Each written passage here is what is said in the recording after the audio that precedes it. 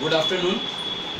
अपन 6.1 exercise कर रहे थे और 6.1 एक्सरसाइज के अंतर्गत अपन ने क्वेश्चन नंबर जो अपन ने कल क्वेश्चन किया था 7वां क्वेश्चन, उससे ही रिलेटेड क्वेश्चन आज आए क्वेश्चन नंबर 8। ध्यान देंगे क्वेश्चन नंबर 8 क्या कह रहा है। क्वेश्चन नंबर 8 के अंदर दो पार्ट दिए गए हैं। पहला पार्ट कह रहा है कि 49 को 7 विषम संख्याओं के योग के रूप में लिखे।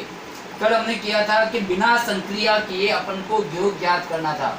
आज अपन को योग दे रखा है, उस योग के अपन को टुकड़े बनाने हैं। अपन को कंडीशन दे दी गई है 49 को 7 विषम संख्या। तो विषम संख्या अपन को पता है कौन कौन सी होती है, 1, 3, 5, 7, 9, 11, ये जो विषम संख्या होती है। तो सबसे पहले अपन क्वेश्चन को उतारेंगे। क्वेश्चन को उतारने के बाद अपन सबसे पहले ये लिखेंगे, सवाल में दी गई संख्या का योग बराबर 49 यानी 49। अब इस 49 के अपन को 7 विषम टुकड़े बनाने हैं जिनसे वापस जोड़ 49 मिल जाए। तो सबसे पहले मैंने लिखा सवाल में दी गई संख्या का योग 49। फिर मैंने लिखा है विषम संख्याओं का योग बराबर ज्ञात करना, यानी हमें विषम संख्या ज्ञात करनी है। प्रथम 7 विषम संख्या जो शुरू करेंगे वो 1 से ही प्रारंभ करेंगे, शुरू से करेंगे। तो अपन को पता है 7 विषम संख्या कौन कौन सी है, 1, 3, 5, 7, 9, 11 और 13। ये 13 तक आते ही अपन 7 संख्या पहुंच जाते हैं। तो 1, 3, 5, 7, 9, 11 और 13 जब अपन इसको वापस जोड़ करेंगे तो इसके जोड़ वापस 49 आ जाएगी। इसलिए पुनः विषम संख्या का योग बराबर 49। आपको एक बात और बता दूं, 49 का अपन को कहा है 7 संख्या। तो आप ये ध्यान रखिए कि 49 का मतलब है 49 का वर्गमूल कितना होता है। 49 का वर्गमूल 7 होता है। तो इसके 7 ही टुकड़े बनेंगे और 7 टुकड़ों को योग करने पर वापस 49 आएगा। लेकिन कंडीशन ये ध्यान रखनी है कि हमें ये 7 के 7 विषम संख्या मिले। नेक्स्ट क्वेश्चन भी ऐसे ही है। क्वेश्चन कह रहा है कि 121 के 11 विषम संख्या के योग के रूप में लिखें। अब आपको पता है 121 का वर्गमूल 11 होता है। 11 ही टुकड़े अपन को बनाने के लिए कहा गया है। तो फर्स्ट लाइन वही लिखेंगे, सवाल में दी गई संख्या का योग 121। फिर लिखेंगे विषम संख्याओं को योग ज्ञात करना, या हम यूं भी लिख सकते हैं, इसको थोड़ा चेंज करें तो हम ये लिख सकते हैं विषम संख्याएं बराबर ज्ञात करना। हम ये लिख सकते हैं विषम संख्या बराबर अपन को ज्ञात करना, ठीक है ना। विषम संख्या ज्ञात करना, ये तो है सवाल में दी गई संख्या का योग। अब अपन को विषम संख्याएं ज्ञात करना है। तो विषम संख्या ज्ञात करनी है। विषम संख्या अपनी प्रारंभ 1 से होती है। तो अपन को 121 के टुकड़े यानी वर्गमूल होता है 11। तो इसके 11 बनेंगे, 1 + 3, 5, 7, 9, 11, 13, 15, 17 और 19। इनको यदि अपन वापस जोड़ करें तो 121 आता है। आपको एक सरल तरीका और बता देता हूँ। जैसे 121 लिखा है, अब इसको अपन को कहा गया है केवल यही कह दे कि इसके विषम टुकड़ों का योग लाना है। तो आपको पहले ये पता करना है कि 121 का वर्गमूल कितना होता है, 11। इसका मतलब अपने आप 11 इसका जो है टुकड़ों के रूप में काम आएगा। इसके 11 टुकड़े बनेंगे। तो ये दो आपके क्वेश्चन दिए हुए थे, ये दोनों मैंने हल करा दिए। इसी प्रकार प्रैक्टिस के रूप में आप और भी कुछ क्वेश्चन कर सकते हैं। नेक्स्ट क्वेश्चन की ओर बढ़ते हैं। क्वेश्चन नंबर 9, 6.1/9 का मतलब 9वां क्वेश्चन। 9वां क्वेश्चन क्या कह रहा है कि निम्न संख्या के वर्ग के बीच की संख्या ज्ञात कीजिए। तो आपको पहली कंडीशन ध्यान रखना है, शर्त क्या रहा है, वर्ग का मतलब फिर वापस दोहरा रहा हूँ, उस संख्या को जो सवाल में दी गई है उसी से योग करना, गुणा करना। उसकी गुणा का जो गुणनफल आएगा वो उसका वर्ग कहलाएगा। अब देखिए पहला क्वेश्चन दिया है 12 और 13 के बीच के वर्ग संख्याएं कितनी होती है। बहुत इजी तरीका आपको मैं बता रहा हूँ। आपको दिया है 12, तो पहले 12 का वर्ग निकाल लो।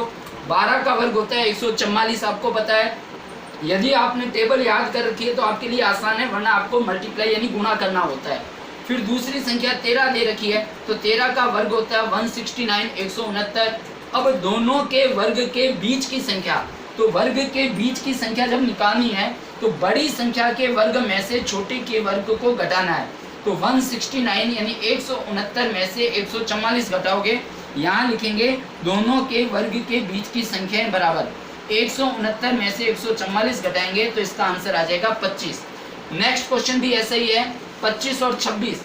इसमें भी वही लाइनें लिखनी है जो मैंने आपको बता रखी है कि प्रथम संख्या बराबर 25, दूसरी संख्या बराबर 13। 25 का वर्ग होता है 625। 26 का वर्ग आपको याद करना है, याद करो नहीं तो फिर गुणा करके निकालो, 676। अब अपन ये लिखेंगे दोनों के वर्ग के बीच की संख्या। दोनों के वर्ग के बीच की संख्या, बड़ी संख्या में से छोटी संख्या घटानी है। 676 में से 625 आपको घटाना है। तो 676 में से 25 घटाओगे 51।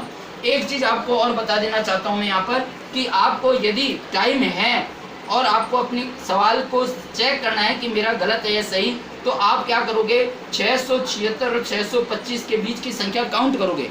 ये उसके लिए बता रहा हूँ जो अपने खाली समय बैठे हैं या अपने को जांच करने की है स्थिति में, तो अपन ऐसा कर सकते हैं कि अपन 625 से 676 तक पहुँचेंगे तो वहाँ पर 51 संख्या हमें बीच में मिलेगी।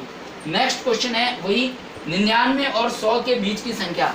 तो देखिए मैंने बोर्ड पर आपके लिए लिख रखा है सुविधा के लिए, क्योंकि 99 का वर्ग आपको याद नहीं है। 99 को 99 से गुणा किया 9801 आया।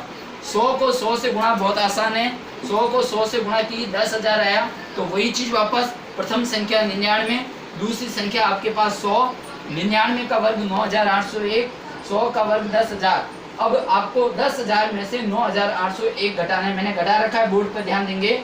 10,000 में से 9801 घटाए तो 1199 आ गए। तो ये आपके दो क्वेश्चन इस चैप्टर के हुए। क्वेश्चन नंबर 8 जिसमें आपको ये बताया, क्वेश्चन नंबर 9 जिसमें आपको वर्ग के बीच की संख्या बताई, ये आपके वर्ग के बीच की संख्या। ये दो क्वेश्चन है, और भी आपकी किताब में जब आपको मिलेगी आप प्रैक्टिस कर सकते हैं। उसके अलावा भी आप अपनी तरफ से भी इसकी प्रैक्टिस कर सकते हैं। तो दो क्वेश्चन अपन ने भी इस प्रश्नावली के किए। अब अपन लेंगे आगे नेक्स्ट क्वेश्चन। हमने जो क्वेश्चन में 3 क्वेश्चन दिए हुए थे, क्वेश्चन के अंदर 3 पार्ट दिए थे, उन 3 पार्ट को मैंने आपको समझाया। एक पार्ट मैं अपनी तरफ से आपको एग्जाम्पल के रूप में और समझा रहा हूँ, उस पर थोड़ा ध्यान और दे देना आप, जिससे और आपकी क्लियर चीज़ हो जाएगी कि कैसे काम किया जाता है। 20 और 21 के बीच की वर्ग संख्या मान लो पूछे, किसी भी पूछे आपको तो पैटर्न तरीका ध्यान होना चाहिए। 20 और 21 के बीच के मान लो बीच की संख्या निकालनी है कि 20 का वर्ग और 21 के वर्ग के बीच की संख्या। तो पहले 20 का वर्ग, वही चीज़ वापस लिखनी है अपने को लैंग्वेज में। सवाल में दी गई संख्या 20 है आपको, तो पहली संख्या 20, 20 का वर्ग, 20 का वर्ग होता है 400। 20 को 20 से गुणा करोगे 400 आ जाएगा। आगे दिया हुआ है 21, 21 आपको दिया, 21 को 21 से गुणा करेंगे तो 21 को 21 से गुणा करने पर आया 441। अब दोनों के वर्गों के बीच की संख्या निकालनी है, वही भाषा वापस, दोनों संख्या के वर्ग के बीच की संख्या। 441 में से 400 को अपन घटा देंगे तो 441 में से 400 चले गए, तो ये हमारे पास संख्या आ गई 41। इस प्रकार हमने 4 क्वेश्चन हल किए हैं। 4 क्वेश्चन से अपन को ये पता लग गया कि किसी भी संख्या के वर्ग के बीच की यदि संख्या निकालनी हो तो उनके वर्ग के बीच की संख्या को निकालने के लिए अपन को यही काम करना है।